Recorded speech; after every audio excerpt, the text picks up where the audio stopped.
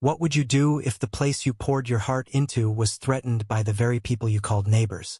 My name is Lucas Marrow, and this is the story of how my dream of floating cafe on the tranquil waters of Lake Karen became a battleground, a triumph, and ultimately, a heartbreak that still lingers like the ripples on that lake. It all started with a rickety old boat I found abandoned at a salvage yard. The hull was chipped, the paint peeling, but I saw potential where others saw junk. I'd always dreamed of running a cafe, not some cookie-cutter joint on a busy street, but something unique, something that danced with the rhythm of the water.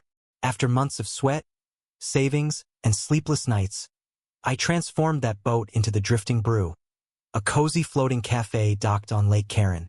It had mismatched tables, fairy lights strung across the deck, and the best damn coffee this side of the county. By spring, it was a hit. Locals came for the vibe, tourists for the Instagram shots. I was living my dream, or so I thought.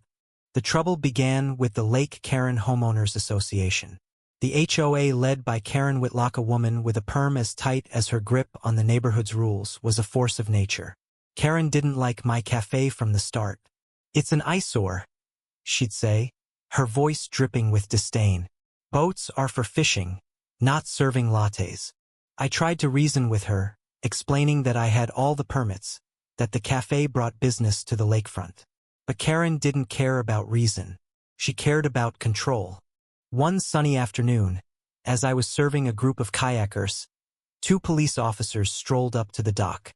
Karen had called them, claiming my cafe violated some obscure HOA regulation about commercial activity on the lake.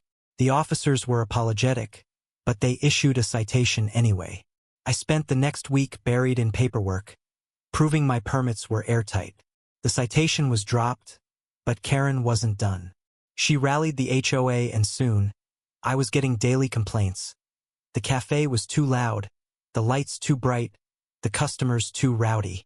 I started to feel like a stranger in the place I'd called home. That's when I met Clara. She was a regular at the Drifting Brew, a quiet woman in her 60s with a warm smile and a penchant for my lavender cold brew.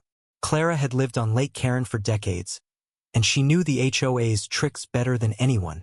One evening, as the sun dipped below the horizon, she leaned across the counter and whispered, "Lucas, they're not just after your cafe.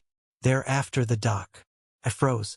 The dock was public property, leased to me by the county for the cafe. If the HOA controlled it, they could choke my business. Clara's words were a wake-up call, but they also sparked an idea, reckless, audacious idea. I started digging. The HOA's power came from their control over the lakefront's parking lot and the private dock adjacent to my public one. They owned the land outright, a legacy from some shady deal in the 90s. If I could get my hands on that property, I'd have leverage. It was a long shot, but I was desperate. I cashed out my savings, took out a loan, and contacted a real estate agent who specialized in distressed properties. To my shock, the HOA's parking lot and dock were quietly on the market. Karen and her cronies were planning to sell to a developer for a luxury condo project. They didn't just want my cafe gone, they wanted the whole lakefront to themselves.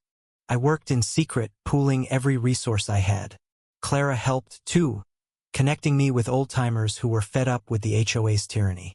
One of them, a grizzled fisherman named Hank, turned out to be the twist I never saw coming. Hank wasn't just a locale, was Karen's estranged brother. He'd been cut out of the family fortune years ago, but he still owned a small share of the HOA's property, a detail Karen had conveniently forgotten. Hank hated what the HOA had become, and when I told him my plan, he grinned like a kid on Christmas. "Let's stick it to M," he said, signing over his share to bolster my bid. It took every penny I had, plus a loan I'd be paying off for decades. But I did it. I bought the HOA's parking lot and private dock. The day the sale went through, I walked into the HOA's monthly meeting with the deed in hand. Karen's face went white as a sheet when I announced that the Drifting Brew now controlled the parking lot and dock. No more complaints about my customers' cars. No more threats to my lease. The room erupted in chaos, but I felt invincible. For the first time, I'd beaten Karen at her own game. The victory was sweet, but it came at a cost. Running the cafe while managing the new property stretched me thin.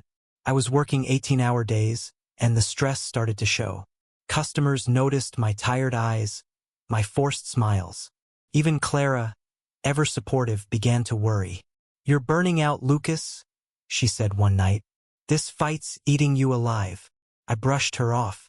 I'd won, hadn't I? But deep down, I knew she was right.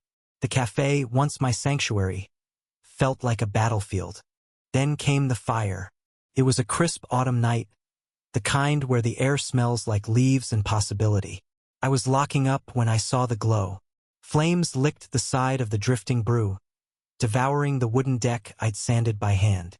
I grabbed a hose, screaming for help, but by the time the fire department arrived, the cafe was gone. The boat sank into Lake Karen, leaving nothing but charred debris and the acrid stench of failure. The police ruled it arson, but they never found the culprit. I had my suspicions. Karen's smug silence at the next HOA meeting spoke volumes, but there was no proof. I was ruined. The loan payments loomed, and without the cafe I had no income. The parking lot and dock I'd fought so hard for were worthless without my dream to anchor them. Clara tried to console me, and Hank offered to buy back his share to ease my debt. But it wasn't enough. I sold the property to a developer, the very kind I'd fought against, just to stay afloat. As I packed my things to leave Lake Karen, Clara stopped by with a small potted plant of lavender sprig, like the ones I'd used in her favorite cold brew. "You gave this place something real, Lucas," she said, tears in her eyes. "Don't let them take that from you." But they already had.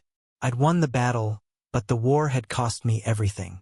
I drove away from the lake, the lavender sprig on my passenger seat. It sent a bitter reminder of what I'd lost.